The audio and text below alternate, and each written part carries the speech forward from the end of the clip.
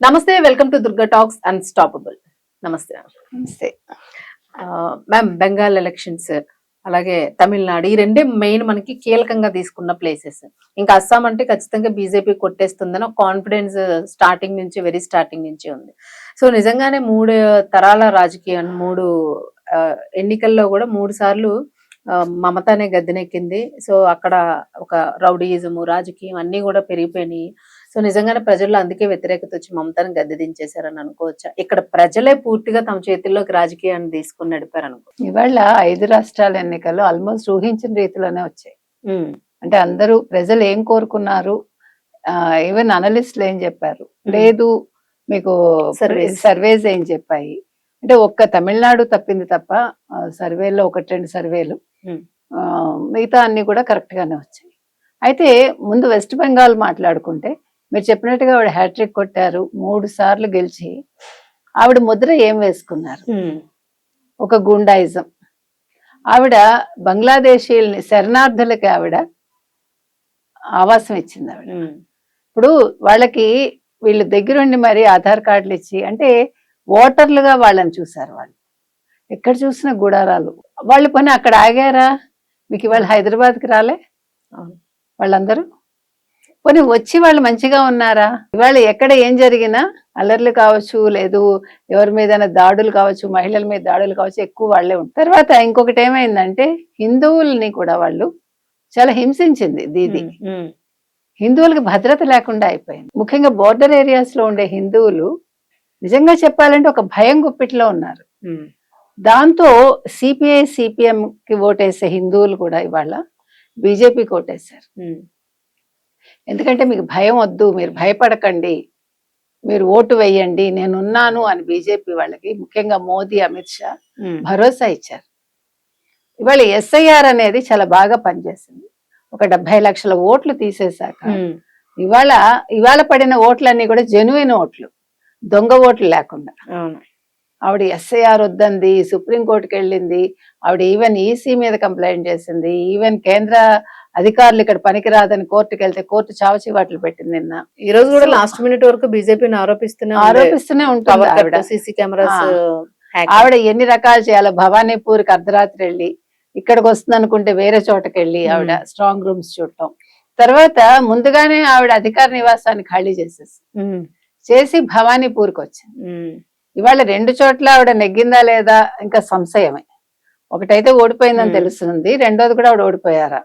ఎందుకంటే ప్రజల్లో అంత వ్యతిరేకత. ముఖ్యంగా ఒక డాక్టర్ హత్య చాలా దారుణంగా, మనం మాట్లాడుకోలేని రీతిలో ఆవిడకి తెలిసి కూడా ఆవిడ, తర్వాత ఆవిడ ఆడిన నాటకాలు మీకు గుర్తుంటే, కాలుకి దెబ్బ తగిలిందని ఏమంటారు, చక్రాల కుర్చీలో రావడం, అలాగా. అంటే మీకు కొంచెం జగన్ కి ఆవిడకి పోలికలు కనిపిస్తాయి. ఇక్కడ కోడికత్తి శ్రీను, తర్వాత ఏమో గులకరాయి సతీష్.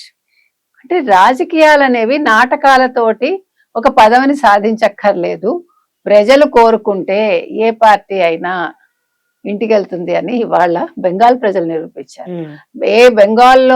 బెంగాలీ భాషకు ఉండే ప్రాముఖ్యత కావచ్చు, వాళ్ళ సంస్కృతి సంప్రదాయాలకు వాళ్ళు వేసే పెద్దపీట కావచ్చు, ఇవాళ అవి కూడా ఎక్కడా కూడా పని చేయలేదు.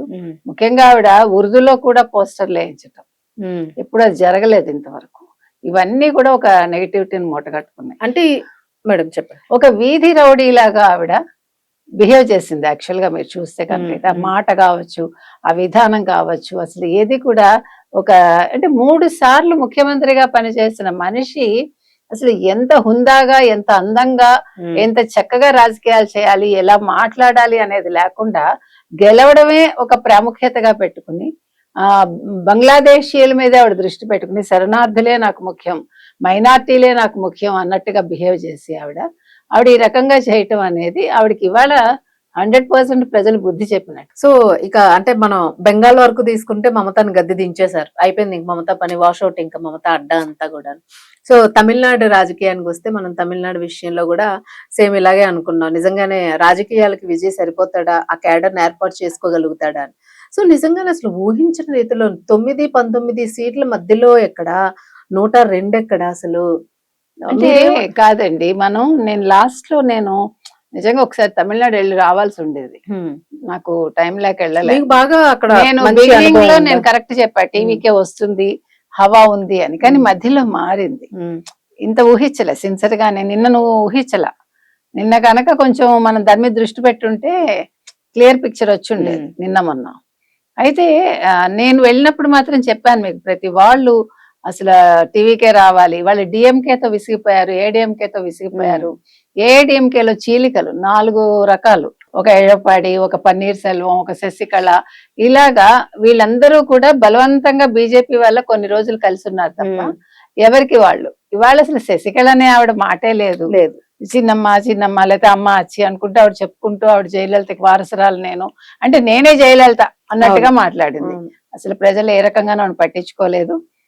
తర్వాత పన్నీర్ సెల్వం వెళ్ళి డిఎంకేలో జాయిన్ అవడం, దానికి ఒక మంచి కార్టూన్ కూడా వేశారు. డిఎంకే ఆఫీస్ ముందు అతను ఒక సెక్యూరిటీ గార్డ్ లాగా, అది నిజంగా సరిపోతుంది. ఎందుకంటే పన్నీర్ సెల్వాన్ని జయలలిత నమ్మినట్టు ఎవరిని నమ్మల. అతను ఆ రకంగా చేయటం అనేది చాలా నీచాతి నీచంగా ఉంది. తర్వాత ఎడపాడి కలుపుకోలేదు ఎవరిని, అది కూడా ఒక మైనస్ అయింది. అంటే మనిషి ఎప్పుడు కూడా కలవాలి, కలుపుకోవాలి. మనం అంటే కలవకపోతే రాజకీయాల్లో పనికిరాం మనం. ఎడపాడికి ఉండే మైనస్ అతనికి ఉన్నాయి. ఇవాళ టీవీకే విజయం అనేది యువత, మనం చెప్పుకున్నట్టుగా 25% యువత ఈసారి ఓటింగ్ లో పాల్గొన్నారు. అదంతా కూడా విజయ్కి పడిందని ఇప్పుడు అర్థమవుతుంది. తర్వాత మహిళా ఓటింగ్ ఏదైతే ఈసారి హైయెస్ట్ పోలింగ్, బెంగాల్లో జరిగినట్టుగానే తమిళనాడులో కూడా హైయెస్ట్ పోలింగ్ జరిగింది.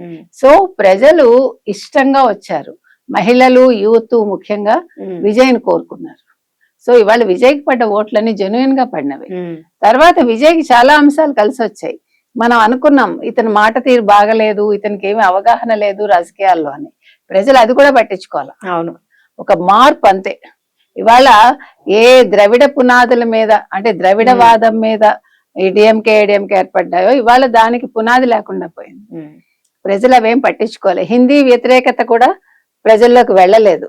ఎందుకంటే ఇవాళ దక్షిణ హిందీ ప్రచార సభ ఏదైతే ఉందో దాన్ని స్థాపించింది ఒక తెలుగు వ్యక్తి, సత్యనారాయణ గారని ఆయన స్థాపించారు. కానీ ఇవాళ మీకు దక్షిణ భారత హిందీ ప్రచార సభలో ఎక్కువ చదువుకునే తమిళ వాళ్ళే హిందీ. సో మనం బూజు పట్టిపోయిన భావాలతో ఉంటే కుదరదు. మీరు హిందీ నేర్చుకోండి తప్పులేదు, తమిళాన్ని మర్చిపోకండి అని చెప్పాలి. ఇప్పుడు మీరు నేర్చుకోవట్లే, మీ పిల్లలు నేర్చుకోకుండా ఉన్నారు. భాషల్లో ఎన్ని భాషల్లో ప్రావీణ్యం ఉంటే తప్పు లేదు, కాకపోతే దాన్ని రుద్దడం అనేది తప్పని ఎవరైనా చెప్తారు. భాష ఇప్పుడు మీరు తింటం మానేశారు, పానీపూరి తింటలే తమిళనాడులో. అవును, మరి ఇప్పుడు నార్త్ ఇండియన్ అన్ని మీరు తింటున్నారు కదా, డిషెస్ తింటున్నారు, పంజాబీ డ్రెస్సులు వేసుకుంటున్నారు, మొత్తం వాళ్ళ బిజినెస్ నడుస్తాయి, అందరం అన్ని పాటిస్తాం. ఇప్పుడు కల్చర్ అనేది ఎలా ఉంటుందంటే మనం ఇచ్చిపుచ్చుకోవటాలు లేదా అడాప్ట్ చేసుకోవడాలు జరుగుతాయి. కాబట్టి ఇవాళ తమిళనాడులో హిందీ వ్యతిరేకత కూడా ఎక్కడా వర్కౌట్ అవ్వలేదు డిఎంకేకి. తర్వాత వాళ్ళు చేసిన అవినీతి, తర్వాత ప్రజల్లో అసలు ఒక మంచి భావన రాలేదు వాళ్ళ మీద.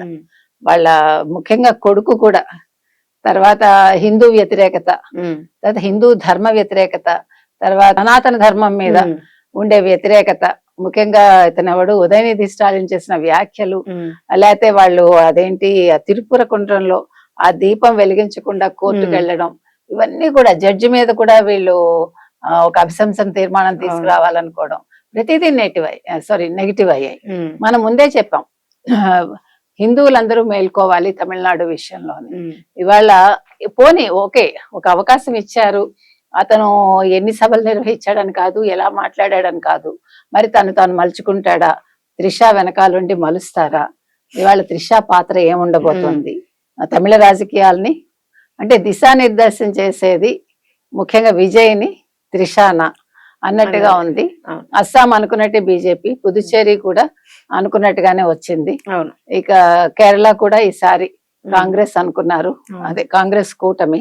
సో అదే వచ్చే 3 స్థానాల్లో బీజేపీ హైయెస్ట్ మెజారిటీతో ఉంది. ఈసారి బాగా వేస్తుంది తమిళనాడులో కూడా అని అనుకుంటున్నారు. మరి ఏం జరగబోతుంది చాలా ఈగర్గా. ఎందుకంటే టీవీకే ఎంత మెజారిటీ వస్తుంది, టీవీకే సపోర్ట్ కావాలంటే మరి ఏఐడిఎంకే అండ్ బీజేపీ నుంచి బయట నుంచి సపోర్ట్ తీసుకుంటారా? సో ఈ సపోర్ట్ లో త్రిష పాత్ర ఏంటి? త్రిష ఆల్రెడీ మార్చి 8న అమిత్ షాని కలిశారు కాబట్టి డిఎంకే వైపు మొగ్గు చూపకపోవచ్చు. We have to wait and see. Yes, ma'am.